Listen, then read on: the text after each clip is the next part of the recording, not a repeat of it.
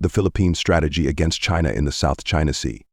The South China Sea, also known as West Philippine Sea, a region brimming with potential wealth and strategic importance, but also one of the most contested areas on Earth. For decades, China's claim over nearly the entire sea through the Nine-Dash Line has put it in direct conflict with neighboring countries, including the Philippines. So how has the Philippines, a smaller military power, been navigating this volatile geopolitical situation? The South China Sea is not just a body of water.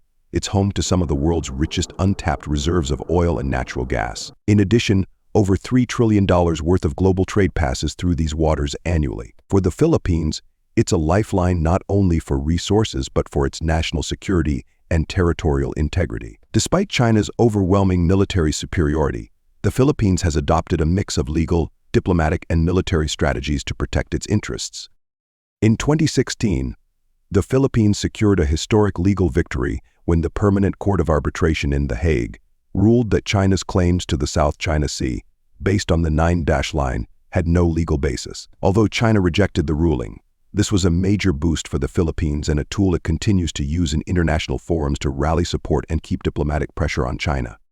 Realizing that legal rulings alone wouldn't be enough, the Philippines has undertaken a slow but steady military modernization program. The Philippine Navy, once considered outdated, has been acquiring new vessels, including fast attack craft, frigates, and surveillance drones. This aims to improve its ability to patrol the waters of the West Philippine Sea, the part of the South China Sea claimed by the Philippines. While still far behind China's massive navy, these upgrades allow the Philippines to assert its presence and respond to Chinese incursions.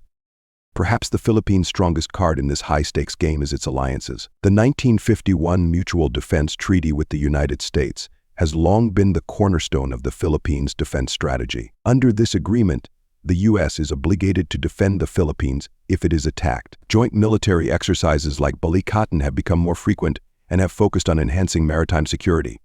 With growing tensions, the U.S. has also reaffirmed its commitment to defend the Philippines against any aggressive moves by China in the South China Sea.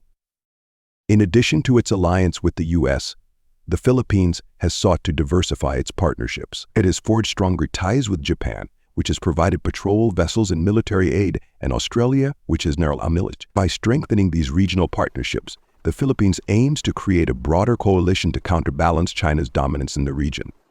Despite the rising tensions, the Philippines has maintained a delicate balancing act. While asserting its territorial claims, Manila has also engaged in economic diplomacy with China, accepting infrastructure investments as part of China's Belt and Road Initiative. The strategy seems to be one of walking a tightrope, reaping economic benefits from China while maintaining security ties with the U.S. and other regional powers. Under President Marcos Jr., this balancing act has become more pronounced as the Philippines juggles both cooperation and confrontation with Beijing. In recent months, tensions have escalated once again.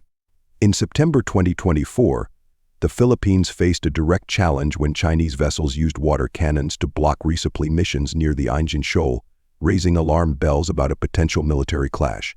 Despite these provocations, the Philippines remains committed to its strategy of legal resistance, military modernization, and alliances. The South China Sea remains a geopolitical powder keg, and the Philippines continues to navigate these troubled waters with a mix of caution, diplomacy, and resolve.